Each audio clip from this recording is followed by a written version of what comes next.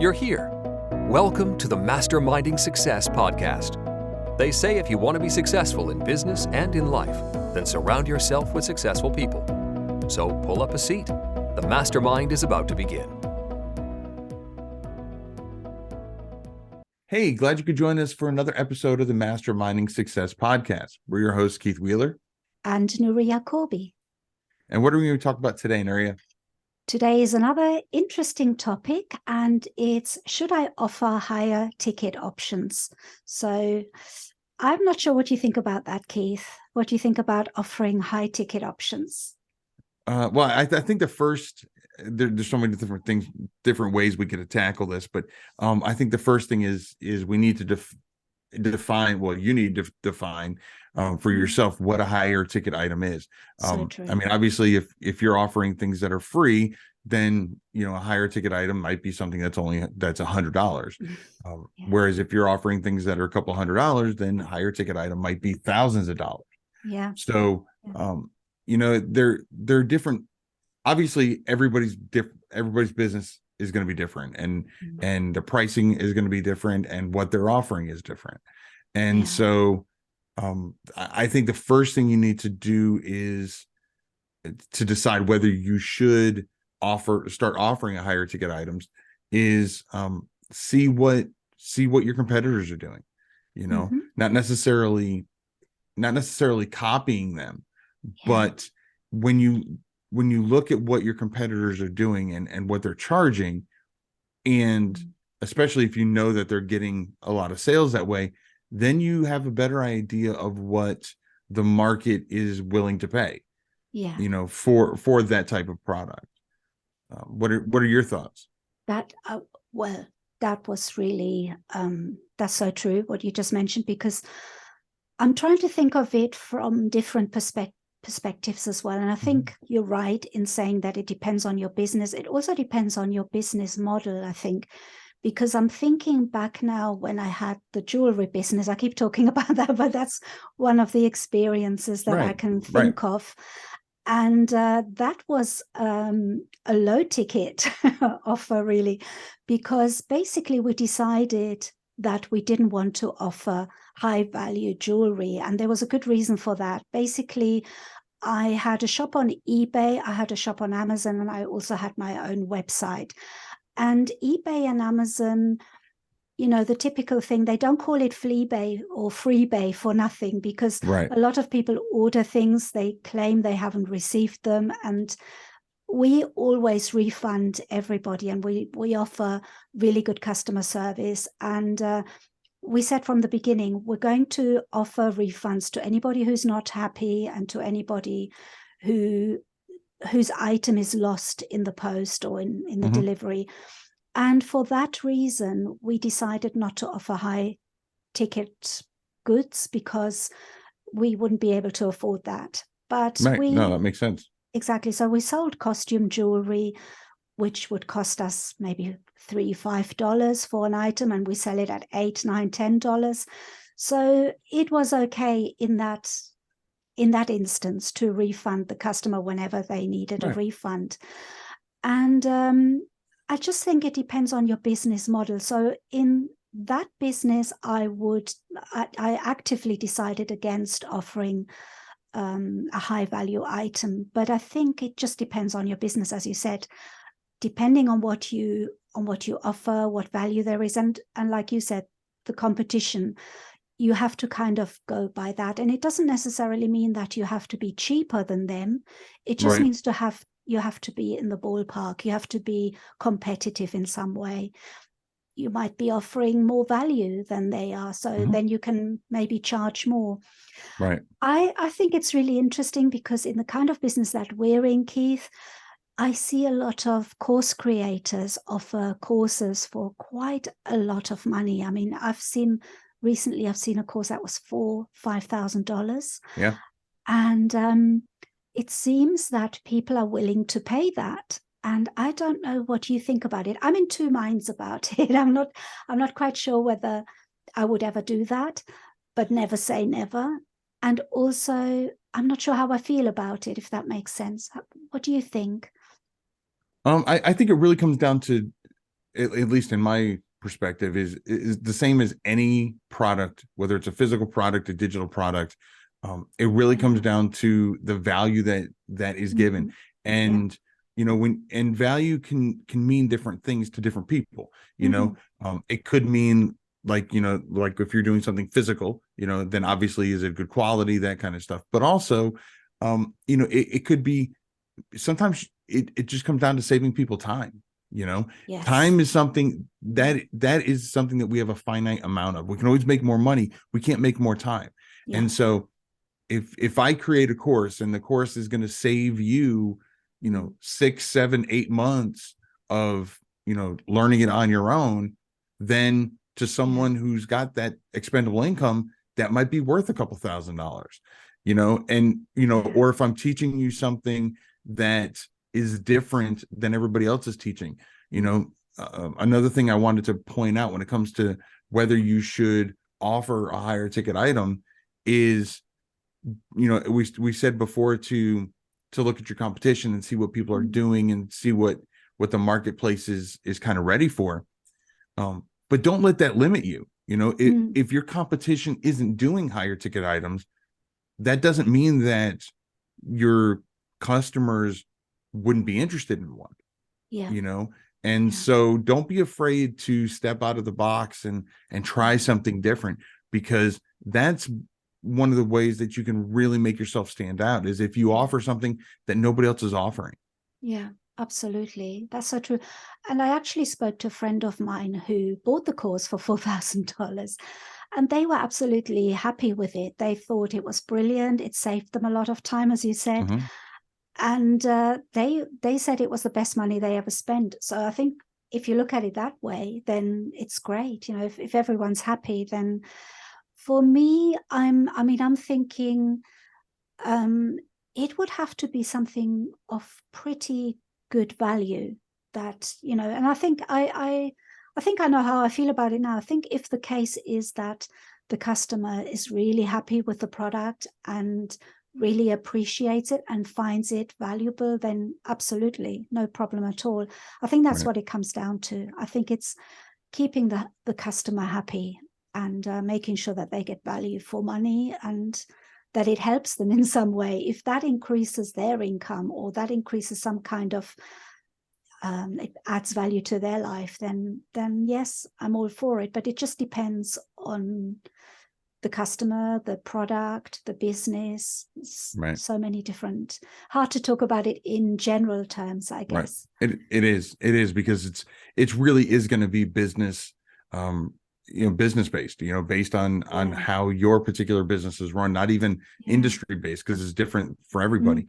One thing also that you should keep in mind is the price of your product doesn't necessarily have to be, like, let's say, for example, a $4,000 course might not have started out as a $4,000 course, might have started out as a $500 course.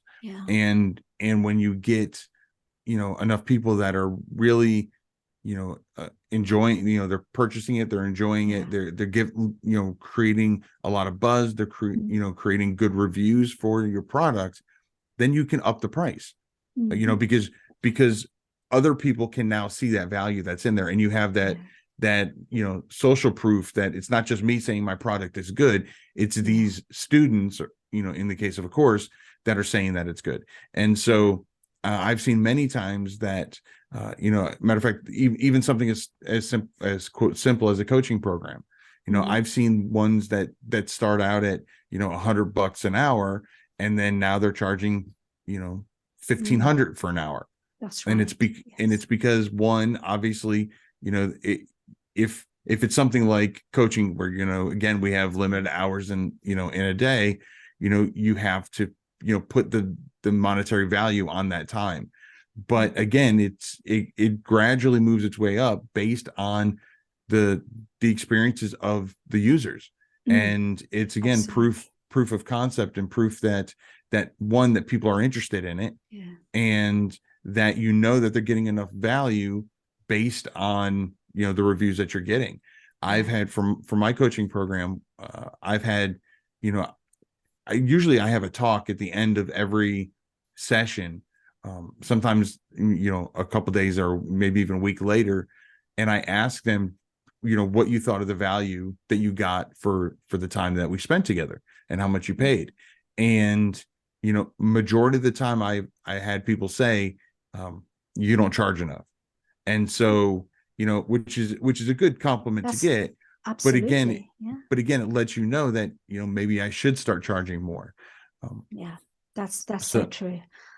I think, if you, I think it's like with everything, if what you're offering saves that person money or gets them to earn more money, then the value is already there. If it pays for itself, like many people say, then it's a no-brainer. I mean, it's like having a good accountant that can save you money, so you don't mind spending on that accountant because they're saving you more money than you're spending on them, for example.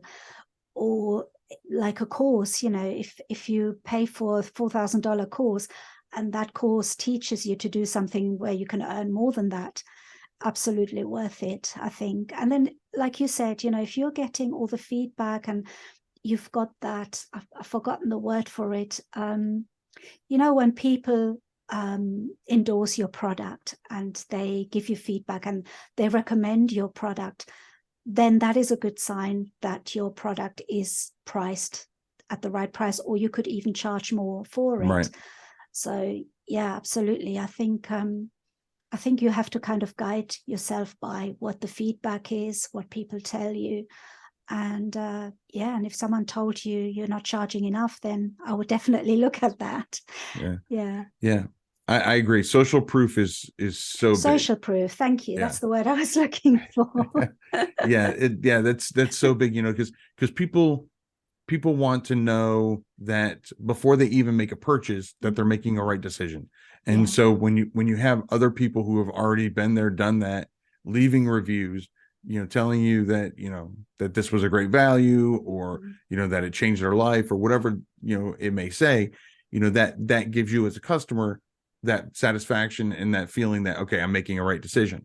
And so, so I would say, if you are thinking about doing a higher ticket item, whatever you think the value of it would be, I would say, one, again, look out and see what your competitors are doing. If they're doing anything similar, if they're doing something similar and they're charging way more, maybe to start, come in a little bit lower. Again, just to get that social proof, just to get those first, 10 customers in, or however many you need, to start getting some reviews, regardless of whether it's a physical product or a digital product, and really get, again, get that buzz going, get that word of mouth and that social proof. And then you can start raising the price as you see fit, depending on, the feedback you're getting, again, how the market's doing, because, over the years, products just in general are going to get more expensive. And so you can obviously, raise your prices that way as well. But I will say that from my experience, going in right out the gate with a higher ticket item, and when I say higher ticket item, I'm talking, like, let's say $1,000 is kind of the baseline of what I would consider a higher ticket item. Again, it depends on the industry, because if the normal item is free, then a higher ticket item might be less than 1,000. But to just go from zero to a higher ticket item is going to be a lot harder to get that buy-in from your potential customers. So I would say, you can do a higher ticket item at a lower price, maybe just, call it a beta testing or beta group, or, some kind of, trial offer, or something along those lines, to make it clear that this pricing is temporary. Yes. But that you're getting a deal at that price, so it gives people that sense of urgency whenever they hear that there's a limited time off, or however you want to word it. Using those buzzwords can get that fear of missing out, that FOMO. Yes. Get people to kind of maybe look into it, and then once you get more feedback, then you can adjust your price accordingly. Yeah, absolutely. I really agree with that. But on the flip side as well, I would say that a lot of, especially new creators or new business people that are just starting, sometimes, I think that was the case in my case as well, we feel like we rather undercharge than overcharge as well. And sometimes we lack the confidence in our products. You know, sometimes we think that, is it really that good? Oh, I'm not sure. And we kind of dither about it. And sometimes we don't charge enough, I think. Yeah. You know, that can also happen. So I think it's tricky to find the right level, but I think, you know, as you said before, your customers soon tell you if it's too much or too little as well. So, you know, it's a fine line, but I think as you go on in business, you learn what your level is really. And you can add value to a product as well. I think if you, for example, offer a coaching service, the more time you offer one-on-one with someone, that's more valuable than if you're doing a group coaching, for example. So I think, you know, and especially then if you are someone who is well known and who has that good reputation behind them, then they can obviously charge a lot more for their services, because, you know, if you had to see someone or you had to get advice from somebody for your business, you'd be looking for the best person out there, right. I guess. Right. And yeah, that is reflected in the price as well. Yeah. Yeah, no, I agree. And one thing to keep in mind, if you're considering, you know, creating something more higher ticket, is look at your current business model and how is your current business doing? Are you doing well? Are you, you know, with what you're already offering, are you bringing in a decent amount of income from it? Mm-hmm. If you're not, then I don't think a higher ticket item is probably the best thing for you. I think the important thing is to start out with where you're at, with what you're already offering, and get a good customer base on that. Yeah. And then, but if you do have, you know, good consistent sales, it doesn't have to be thousands of dollars a month or whatever. It's whatever works for you as a business owner. Yeah. But if you're getting a consistent amount and people are showing a little interest in maybe you doing more, then yeah, absolutely consider higher ticket items. Yeah. If no one has said anything about, you know, higher ticket items or shows any interest, ask customers that you know are valuing what you already have, and say, hey, you know, what do you think about me? You know, I've been thinking about offering, you know, X, Y, and Z. I know it's a little bit more expensive, but is this something that you think you or other people, you know, would be interested in? And again, just get their feedback. I mean, they would know better. Again, they'd know what your competition's doing typically, and they'd know what they'd be willing to pay for that type of product. And you can get a lot of beta testing and ideas before you even create anything. You know, Absolutely. it's, you know, anytime, you know, I'm in market research, you know, for over 20 years. And one of the first things that you want to do when you're researching something is just that. You want to research the concept before you spend the time, energy, and money to create whatever it is. And Absolutely. so before you spend too much time, you know, creating it and getting it, you know, all set up and figuring out what the price is going to be and everything else, figure out if anybody's interested in it. Exactly. You know? Yeah. That is such a good point. And that's a good strategy. Ask your customers, you know, what they would like to see more of, what they're not interested in. You know, there's just so much you can, if you have a good relationship with your customers, then that's the natural thing to do. And then it's not difficult either to ask them, you know, because you have that relationship where you talk to each other. So that's very valuable. I mean, it depends on the business, because not everybody has that relationship with their customers. If you have an online shop, you get customers or new customers all the time, so you wouldn't have that relationship with them yet. But in our business, that is the ideal thing to do. You know, as a content creator, your audience is out there listening to you, so you can ask them. That's always the best way. Yeah. I mean, and even if if you have a newsletter, you can just ask, you know, a blanket question that way. If you have maybe an autoresponder when someone makes a purchase and they get a, you know, a receipt, maybe you can add a little blurb at the bottom of the receipt that people will get, that where they can, you know, email you their responses or whatever. You know, people in general love to feel that their opinion matters. Yes. And they love to feel that people are listening to them. And so majority of the time, if you ask somebody a question, ask them their opinion on an idea that you have, they're gonna, for one, they're gonna most likely give you their honest answer, whether it's positively or negatively. But also, they also now have a vested interest in that product, and they're going to be thinking about it.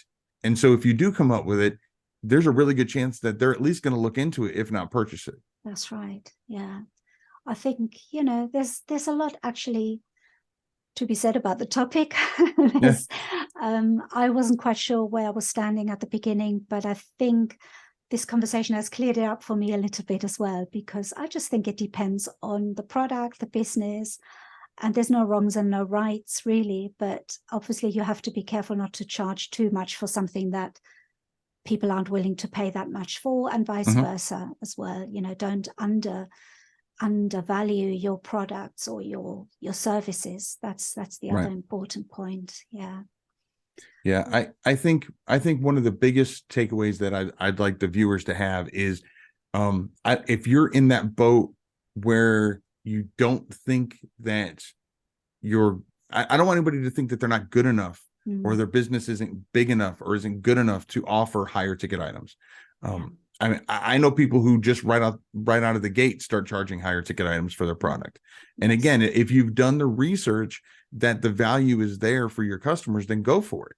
You know, like you said, there is no right or wrong answer, but I just don't want anyone to be afraid, especially if you're creating digital products, you know, because the majority of the time that's just going to cost you time, which again, I know is finite. We only have so much, you know, time, but depending on how much effort and time you put into it, and again, it doesn't have to be a full-fledged product, you know, when you first start out. There's always that option to call something beta, which means it's still in testing mode. It's not the final product.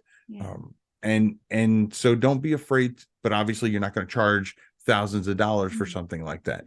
So, you know, like you said, there's no right or wrong answer. You know, I've known plenty of people who make a lot of money doing their business and they do not have any high ticket items, you know, and that's completely fine.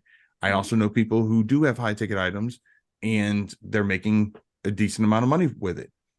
You don't have to have a high ticket item, but the big thing I want people to take away is don't underestimate your business's ability to create a high ticket item. I feel that any business can offer a high ticket item, if that's what you want to do.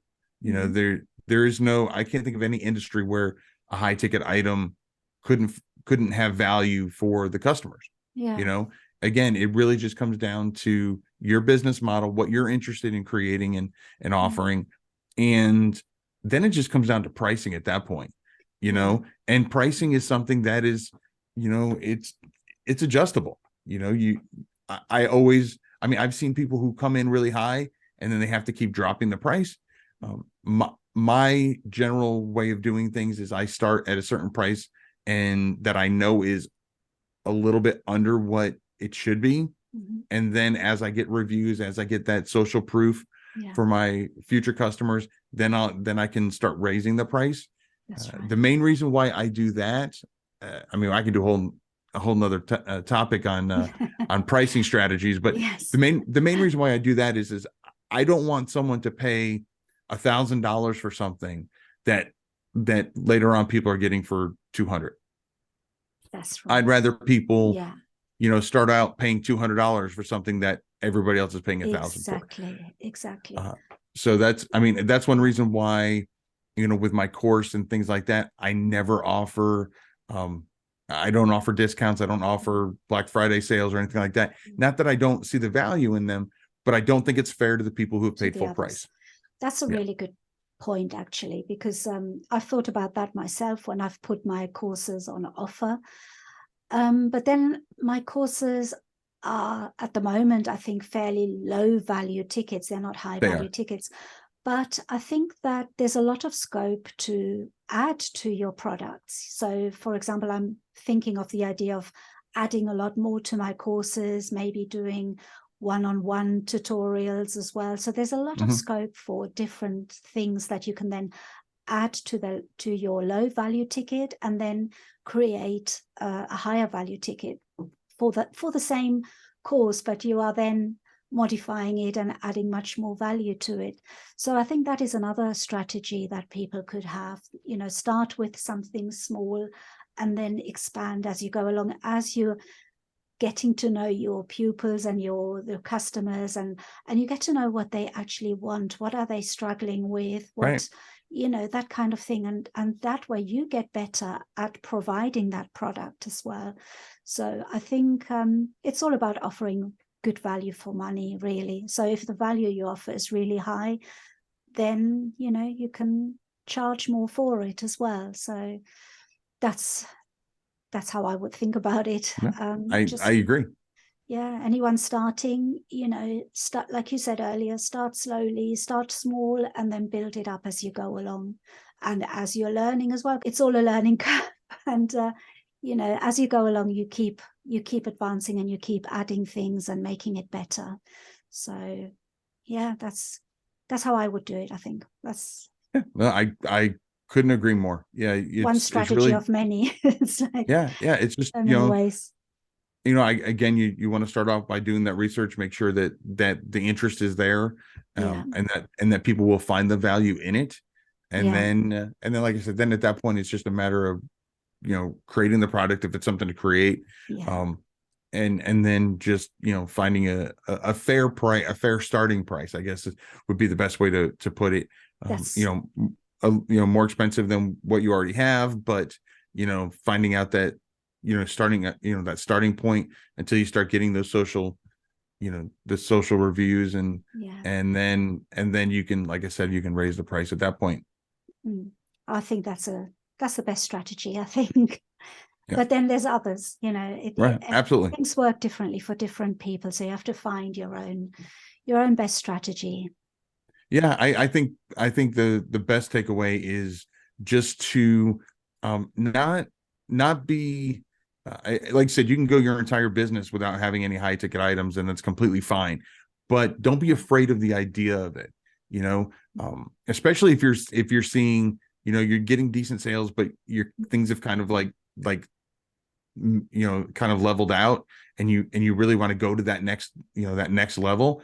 Really consider creating a higher ticket item, and find out what kind of high ticket items are already in your industry, and see if there's something you could do similar to that. Maybe do some, obviously offer it better or more value, or maybe do something completely different that nobody else has. But by talking to your customers that people would still be interested in that, because again, you don't want to waste your time creating something that nobody wants. Exactly. But just because it doesn't already exist in your industry doesn't mean it can't be done, and doesn't mean that it won't be super popular. It's just a matter of of doing your due diligence and doing the research to make sure ahead of time that that people are going to be interested in this. And then the pricing is the easy part. Yeah, that's a fair point. Although it's not always that easy. Well, it's not that I say easy. It's not necessarily easy to come up with a starting point, but once you get that social proof, you can change the price depending on the feedback you're getting. Prices, when I say price is the easy part, because that's the easiest to change. It's a lot easier to change a price than to change a product. That's very true.